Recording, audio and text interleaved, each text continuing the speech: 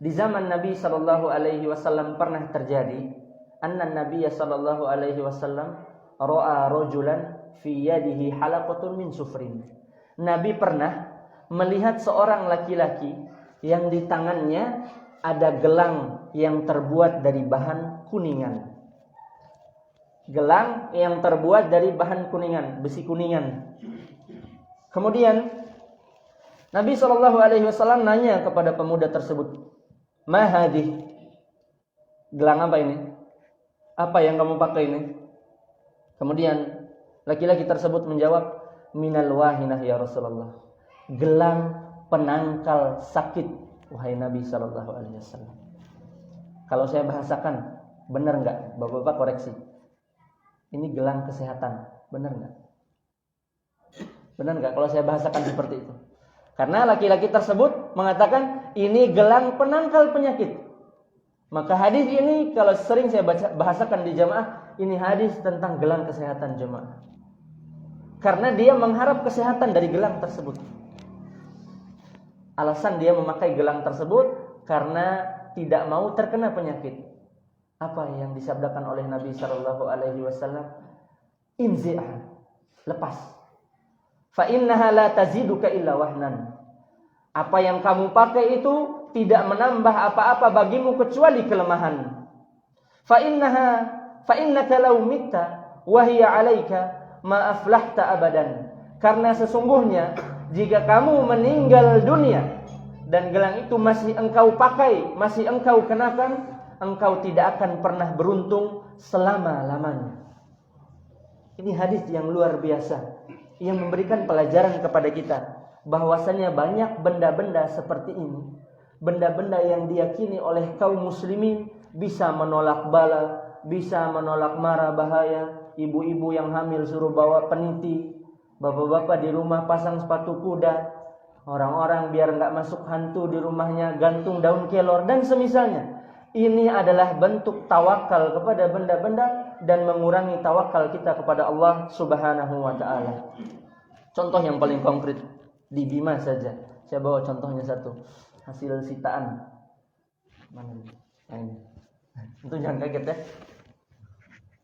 Banyak benda-benda seperti ini di rumah. Hasil sitaan semua. Ini apa? Apa jemaah? Nah, karbahar. Kenal semua ya? Jimat murahan. Murah enggak ini? Yang ada yang pernah beli? Nyampe 100 ribu enggak harganya? Paling 50 ribuan ya? Ada di pinggir gunung orang jual.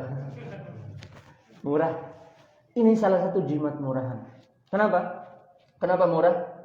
Coba lihat orang-orang yang menjual ini. Apa kalimat promosinya? Kani buake, tenggo karawi. Kani buake, wati mo dahenge.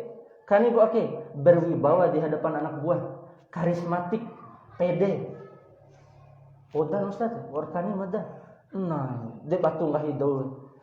Ini adalah sugesti yang syaitan bisikan ke dalam dada-dada manusia. Kita katakan ini keliru dari sisi mana? Keliru dari sisi satu, sisi syariat. Sebagaimana pemuda tadi memakai gelang cuman beda bahan. Yang tadi dari kuningan, yang ini dari tumbuhan.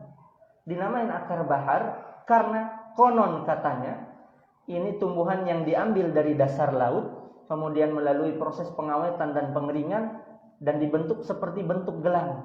Kalau Bapak buka Google, fungsi akar bahar itu luar biasa. Bukan cuma menolak penyakit, menaikkan karisma, semangat kerja, menolak mara bahaya, luar biasa. Maka kita katakan dalam memahami hal ini perlu kaidah biar kaum muslimin bisa cerdas.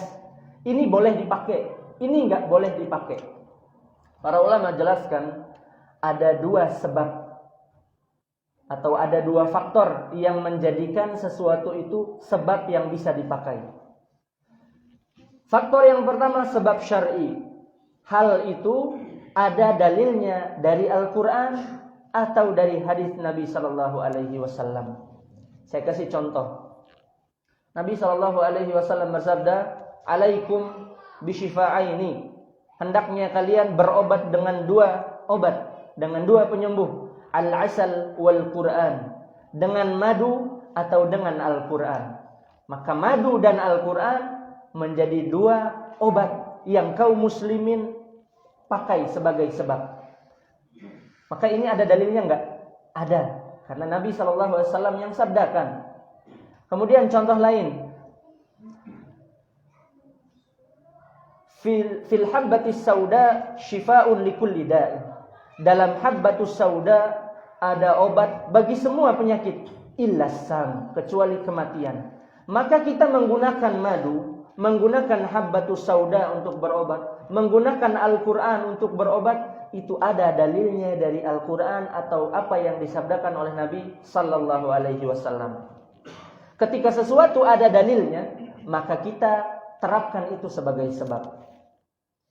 Ternyata nggak ada dalilnya, Ustaz. Masih ada masuk kriteria yang kedua. Syarat yang kedua, kalau nggak ada dalilnya, ada sebab qadari atau syarat ilmiah. Sesuatu itu bisa dibuktikan secara sains dan akal sehat manusia. Saya kasih contoh. Saya bawa tisu, kemudian saya bakar pakai korek. Lalu saya katakan, tisu ini terbakar karena sebab api. Maka ini adalah sebab qadari, sebab yang bisa dipahami oleh akal sehat manusia. Contoh lain, obat yang beredar di pasaran. Anggaplah paracetamol. Satu merek enggak apa-apa saya sebutin. Paracetamol obat apa? Demam ya? Demam. Lalu kita katakan, paracetamol ini bisa mengobati demam. Benar tidak? Benar. Saya tanya, paracetamol ada dalilnya enggak? Ada enggak? Nabi bilang, ishrobu paracetamol, minumlah paracetamol. Enggak ada. Tidak ada dalilnya dalam Al-Quran ataupun dalam As-Sunnah. Akan tapi paracetamol ini memenuhi syarat yang kedua, syarat ilmiah. Maka obat-obat yang beredar itu telah melalui uji klinis. Uji benar enggak obat ini bermanfaat buat badan manusia. Maka dalam memilih sebab, seseorang harus menimbang dengan dua perkara ini. Yang pertama, ada dalilnya atau tidak. Kalau enggak lolos, masih bisa masuk yang kedua. Bisa dibuktikan secara ilmiah atau tidak. Sekarang ini, syarat yang pertama apa? Ada dalilnya. Ada dalilnya? Nabi pernah nyuruh kita pakai akar ini? Enggak ada. Ada di Al-Quran? Enggak ada. Maka syarat pertama enggak lolos. Syarat yang kedua, biar bisa jadi sebab, syarat ilmiah. Bisa enggak dibuktikan secara ilmiah?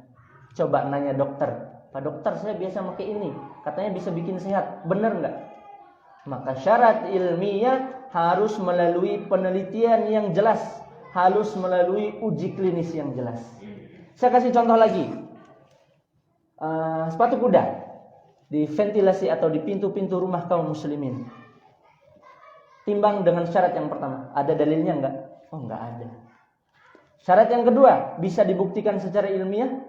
Apakah sepatu kuda itu melayang ketika ada maling masuk, kemudian dia menebas leher-leher maling itu? Enggak ada, Ustaz.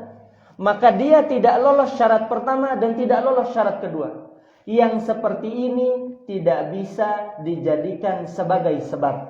Ketika kita menganggap sesuatu sebagai sebab, padahal Allah tidak bilang itu sebab, maka kita telah terjatuh ke dalam asyirkul asghar, syirik kecil. Dan memang mayoritas kaum muslimin yang pakai ini bilang, Ustaz, saya tidak meyakini ini yang ngasih kekuatan. Saya tidak meyakini ini yang ngasih kesehatan. Kekuatan dan kesehatan dari Allah. Ini hanya sebagai sebab saja. Pernah dengar yang seperti itu? Ini cuma sebab, Ustaz. Semua dari Allah. Maka ini keliru. Inilah yang disebut dengan asyirkul asghar. Karena dia menetapkan sesuatu sebagai sebab, padahal dia tidak lolos kriteria sebagai sebab. Orang yang gantung sepatu kuda di rumahnya, mereka bilang, yang jaga rumah saya ini Allah. Sepatu kuda ini hanya sebab. Maka ini telah keliru. Karena menetapkan sesuatu sebagai sebab, padahal ia bukan sebab. Inilah yang dikhawatirkan oleh Nabi Shallallahu Alaihi Wasallam menimpa kebanyakan kita, asyirkul asghar. Maka jamaah kaum muslimin azanillahu wa iyyakum, pelajari kembali benar enggak iman kita. Pelajari kembali benar enggak tauhid saya. Sudah benar enggak la ilaha illallah saya.